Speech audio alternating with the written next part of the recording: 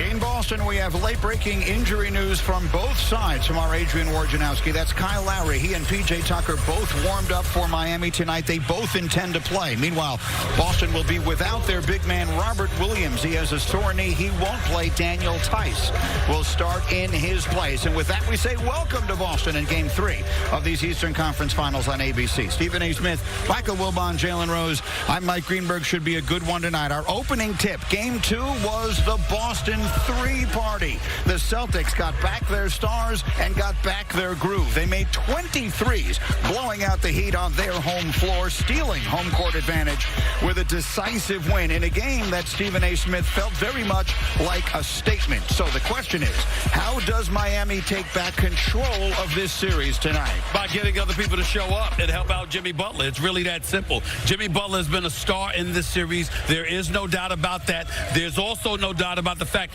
no one else has shown up to help him. You got Bam Adebayo with 16 points combined in 2 games. You got Tyler Hero, the reigning 6th man of the year, that hasn't done nearly as much as he can. You got guys like Gabe Vincent and Struss and others who've hit shots here and there, but they haven't been as significant as they need to be.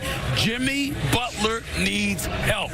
That's the theme for the Miami Heat. Without it, the Boston Celtics are going to coast to the NBA Finals. I'm going to zero in on one of those people Stephen A. just mentioned, Bam Adebayo. Averaging 8 points a game after he averaged 16 points a game in the Phillies series. He hasn't defended as well either. He hasn't been really passionate about that. He had fewer touches in the last game than he had in any game this season. So, I know Stephen A. likes to get on Jimmy a little bit about being passive. But if you listen to Jimmy Butler, I don't think it's just being passive. He's saying, I need to forego some of my shots to get others involved. Bam is the guy he's got to be thinking about. Principally, Stephen, they got to get him going, or you're right, they're going to have a long night. Jalen, I was watching Kyle Lowry warm up. What did you see, and how much of a difference could he make for Miami? He can make a big difference for everything these gentlemen are talking about. One, he's a veteran. He's a champion. He's a playmaker. He's going to take ball handling responsibilities off Jimmy. Hopefully, he can get Bam some easy shots. Hopefully, he can get Tyler Hero out in transition to free both of those guys up. One of the things I want to go back to what Wilbon said, because I think it's important. You're absolutely right. I've gotten on Jimmy Butler in the past about passive, but that's usually during the regular season, not the postseason. What I'm saying, however, is this. We've called him a superstar. We believe he has that level, that he's reached that level. Part of superstars, you know this better than any of us, Wilbon, because you've been covering the game for 4 decades. For crying out loud. You look young. But the point that I'm making is this, fellas.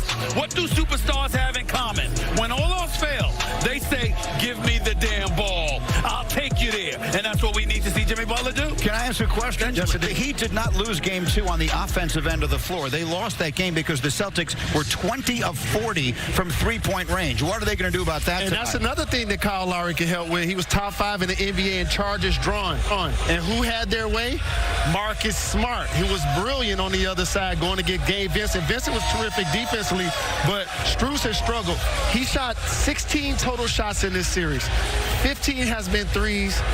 5 has been makes. You need Kyle Lowry back in the backcourt. Question is, and Jalen Bray is right about this, can we see the Kyle Lowry that helped Toronto win a championship 3 years ago? Because that physically is the guy we're going to need to see. He took charges in those playoffs through the championship series. Is he healthy enough to do that tonight, Stephen A? Guys, I got bad news for y'all. Just bad news. You really don't have to take charge. You're not in a position to take charges when dudes are launching threes.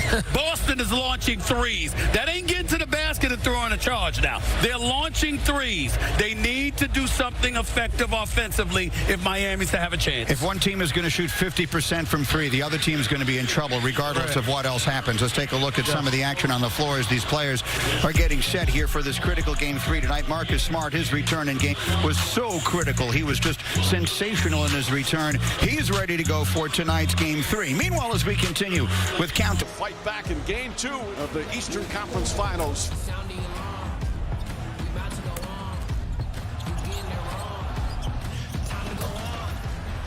They are scalding from long distance. What a hot start here for the Boston Celtics. Tatum throws it down. What a bounce-back game for Boston. Eastern Conference Finals all tied up at 1 apiece. We know what it's going to take. We know they're coming. They're trying to come in our house, and they're trying to get a win, and we got to protect home court. Woo! Things got spicy. Hello, friends. Happy Friday, and welcome into First Take. I'm Victoria Arlen, filling in for Molly, and I'm in good company here in the Seaport with Amari Stoudemire, and we've got our friend Kendrick Perkins, who's in a little bit warmer temps in Houston. And speaking of warmer temps, Perk, let's get straight to the Celtics turning up the temperatures in Miami against the Heat. With the return of starters Marcus Smart and Al Horford, the Boston Celtics absolutely torched the Miami Heat with a 127-102 victory in front of a shell-shocked crowd, to say the least, down south. And with a 70-45 lead at halftime, that only ignited their spark. Jason Tatum scored 27 points. Marcus Smart and Jalen Brown each had 24. Smart was a rebound shy of a triple-double after adding 12 assists and 9 rebounds. Let me say this to you. I got the Boston Celtics going to the finals. I got them winning it all. What? You got them winning it all? What? Yeah. You think whether it's Phoenix or Golden State or Memphis, because that was your pick, you think the Boston Celtics are beating any of those guys? Listen, the Boston Celtics, I'm riding with them to win it all. This is not breaking news. I said it already. Ooh, it is not breaking news, Perk. You said it. So we're going to start right there. What message did the Celtics say with this win? You know, I think They're the best team in back. Go ahead, Oh, Perk. go ahead. Perk. Go ahead. Go ahead, because I was ready to go. Go ahead. I mean, I know ahead. Perk. That's his team. Yeah. You know, Perk played with the Celtics. You know what I'm saying? He might be a little biased, but I actually agree with Perk. You know, I think the Celtics are a team that's well equipped in every position. I think they're well coached. I think their chemistry's great. I truly feel like the Celtics are the best team in the playoffs right now, and they do have a chance to be NBA champions. Yeah, all right, Perk. We're all here with you. Beantown, what's up? Beantown, what's up? Hey, look, I'm telling you right now, it's fired up in the Beantown. I'll be down there on Monday, just letting y'all know, Big Perk in the building. That's first thing first.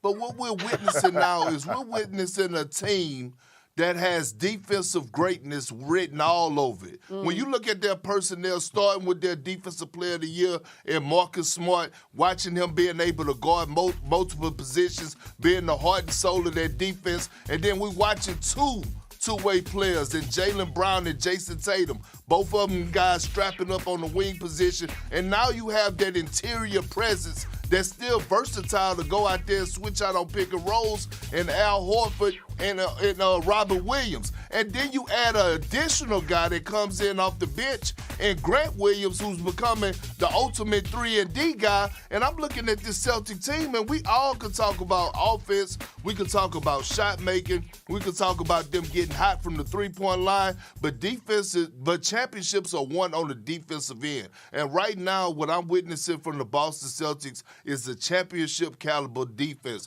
And whether it's the Miami Heat, the Golden State Warriors, or the Dallas Mavericks, I don't see any one of those teams being able to get their offense off against this stellar defense and this clinic that this Boston Celtics team has displayed throughout these playoffs.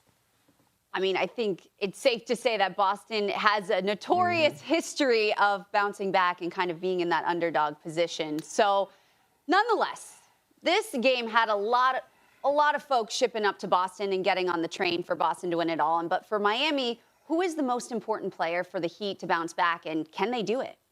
Amari, I'm going to start with you. Yeah, I think Bam Adebayo is the most important player at this moment. That he needs to assert himself in his game, right? And there's a lot of ways he can do that, right? If he establishes his position in the post-up area, being able to catch the ball in spaces where he can be most effective, efficiently, is important for him. He does a lot, defensively, you guard, 1 through 5. He's rebounding the ball well. He's doing those small